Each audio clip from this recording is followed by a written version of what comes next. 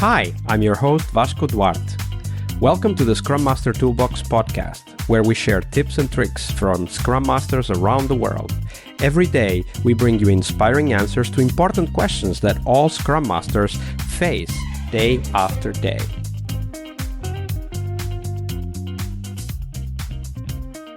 Hello everybody, welcome to our Team Tuesday. This week we have with us Stella Ihenacho. Hey Stella, welcome back. So, thank you. Thank you for having me. So Stella, on Tuesdays we talk about teams, and we will talk about teams in a second, but we also want to know what was potentially the book that most influenced you in your career as a Scrum Master? I feel like you might have heard about this book, of course, and maybe most people would say that for, of course, Atomic Habits, right? I feel like James Clear is probably not self-proclaimed, but agilist if he's not already aware of that. So Atomic Habits for me is one book I'll definitely say that I still read and has influenced me through my Scrum Master journey. All about, talking about the power of like small, incremental changes, talking about just how habits are built over time. You don't expect all the habits to be built just out all at once, right? And talks about just how the power of transformation again over time.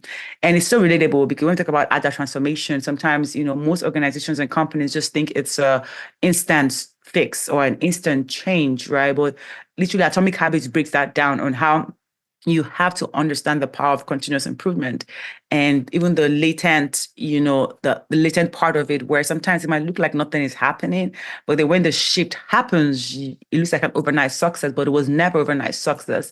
It was all compounded, continuous improvement changes that were made intentionally. So for me, just that understanding and the principles of continuous improvement in that book has really played a key role in my journey as a Scrum Master or just really an individual. And, I literally leverage most of the principles in that book, with our teams as well is don't expect, instant changes. Don't expect overnight changes. It's okay for you to feel like nothing is happening. That doesn't mean that nothing is actually not happening, right? Focus on the small habit, the small wins, and that's why Scrum is so powerful because you have either like a 2 weeks or 1 week, 3 weeks, or 4 weeks, depending on how long your sprints are, to really keep asking yourself, what can we do better? What can we do better? And we have the retrospective to be able to think about that, and even every day, what can we do better? What can we change better? How can we keep moving forward?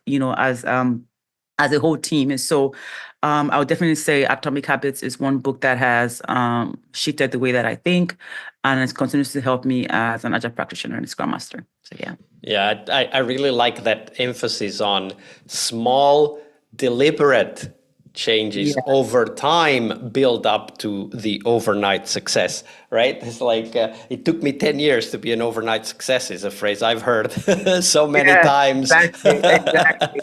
But it also highlights, I think, the importance of not working with the vision, but not getting stuck in the idea that we can't measure it because it's so small. Like all changes in one direction will work together in the end, right? Like, and for me, that's the important aspect of this. As you said, build small, deliberate, continuous improvement changes over time. Yes. And like I said, the vision is important. And with my experience so far, most of the time, teams don't want to be measured. So many people think about measurement and metrics and all of that. It's like, no, it becomes this, red flag. But honestly, I think we have to also understand the why behind the measurement and explain and get buy-in from them or just ask them, so how do you want to know if you're doing better? What kind of measurement is important to you? What kind of metric is important to you? So yes, we have to know where we're going to. And if we take this back to even agile transformation, because what leadership might be looking for in agile transformation outcome might not be what the teams are searching for, looking for, or what middle management is. And so it's very important to make sure that are we all aligned as to what the vision is, because we are all on this journey together. So that alignment, that agreement with what the vision is, and then like you said, the small, deliberate, incremental changes towards that, and then measuring it as well. Yeah, especially in a time as we record this, where a lot of people are talking about, oh, Agile is dead and so on. I think it's very important to understand that actually we are just at an inflection point that hasn't yet been detected, right? The vision is there. We're transforming the world of work and we are succeeding at that. We just haven't seen the big click but we will, because all of us out there in the community are building these small incremental changes that will ultimately have a huge impact. And when they do, it will feel like it just happened without even, waiting for it. But we're all working on it right now. Exactly, exactly. When I hear agile is dead, I just shake my head and I smile, and I really beg to differ with that honesty because I don't think I think it's actually the opposite of that. That's why organizations and companies want everyone within their company now to be agile practitioners because they see the benefit. It is definitely not dead. It's actually much more needed right now in how the world is. So. Absolutely. Now, of course, we also want to talk about teams. I mean, it is Team Tuesday after all, Stella, and we want you to talk to us about the story of a team and walk us through this like small habits, perhaps small attitudes that kind of started compounding and over time became a problem for the team. We'll talk about the takeaways later, but tell us that story first, Stella. Okay. So a particular team I would say that comes to mind, right, is especially when it comes to self-destructive patterns, um, is a team that blames, they literally shift blames. I remember I was working with a team on like a really high stake project. They had like tight deadlines and there was such a huge amount of complexity on that project. And it required most of the team members to really work together with their stakeholders, with external partners. And, initially at the beginning of that project, I would definitely say like there was more like a positive atmosphere. Everybody was excited because of just how high value and high stake that project was. But over time, a pattern began to surface now that I think about it. And it was more around just the blame shifting. And I would say definitely that it didn't just start with the team. I could see the ripple effect, how it literally came down from, those in management and those in leadership and how it began to affect the team.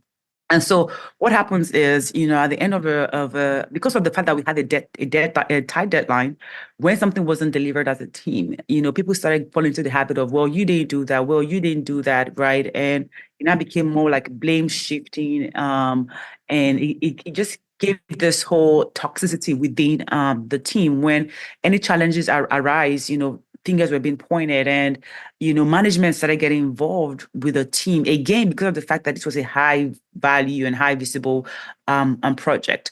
And so people were afraid to commit to stories during a sprint because of the fear of, well, if I don't complete it, I am probably going to get, reprimanded, or people are going to put me out there as someone who did not deliver. People didn't want to talk about the risk that they were facing doing their dailies. Like it just morphed into literally a much more disastrous environment right there. And so doing retrospectives, we're trying to leverage our retrospectives, figure out what is the root cause, how can we solve this problem, where is this coming from, and how did it start, right? How can we eliminate these destructive patterns? And so one of the things that I started putting in place was really targeted discussions during retrospective. And so I had to put a place where can I have retrospectives with the team and then with leadership and then with stakeholders and began to get them to really express their concerns and frustration without fear of being reprimanded or fear of reprisal. And it became evident that the whole blame culture was rooted because of just the visibility and the what's the word now? The agreement that had been made with the customers without getting feedback from the team. And so that puts so much pressure and the lack of psychological safety within the team. And so step by step, we began to shift the focus from, okay, let's not blame individuals now. Let's begin to solve the systemic issues. How can we go back to the customer and figure out what timeline can we give them? Let's be honest and let's be transparent with where the work is at right now and have that negotiation with the customer so that we don't put that pressure with the team. Because again, quality is very important with what we deliver. We don't want to deliver fast and then ensure, and at the end of the day, it's not quality and we have all of these bugs and all of that sent back to the team. So it was just really a culture of, again, high visible project. Timelines were decided without feedback from the team, and then people started, shifting blames around themselves, and then that affected how they worked, and just created this toxic culture within the team. And so it was literally self-destructive until he had to be nipped in the bud as soon as possible. So that's an example I would say that comes to my mind when it comes to this question. So yeah. I was going to say that it was a great example. And one thing about blame shifting is that it very often starts as kind of an innocent pattern, right? Like, hey, Stella, didn't you have to deliver that story?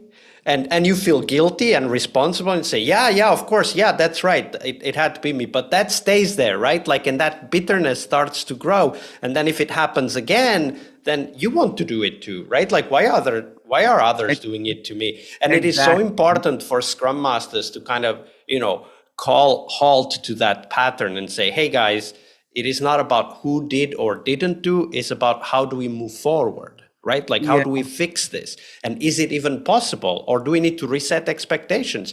Because that may also happen, right? Like where we've made commitments we can't deliver on anymore. And it's much more important to come out and be transparent about it and then take action than to start internally blaming each other to figure out who is going to take the fall when finally the management up there finds out we can't deliver.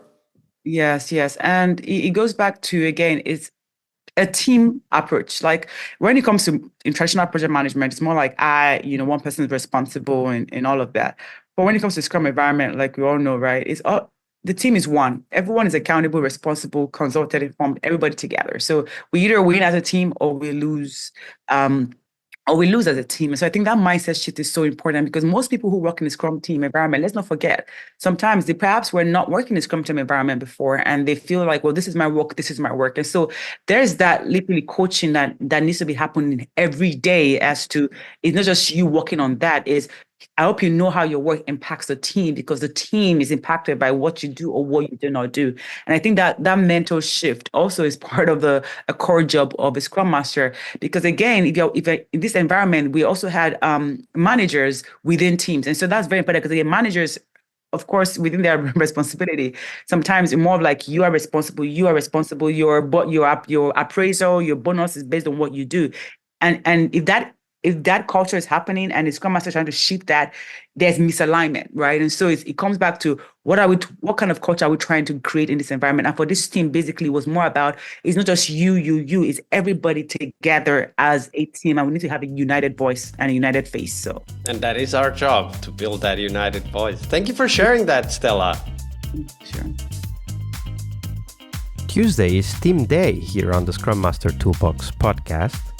But tomorrow we talk about something that goes beyond the work we do with the teams. We will talk about how to lead change and what our guests have learned from leading and participating in change programs during their career. See you tomorrow. We really hope you liked our show. And if you did, why not rate this podcast on Stitcher or iTunes? Share this podcast and let other Scrum Masters know about this valuable resource for their work. Remember that sharing is caring.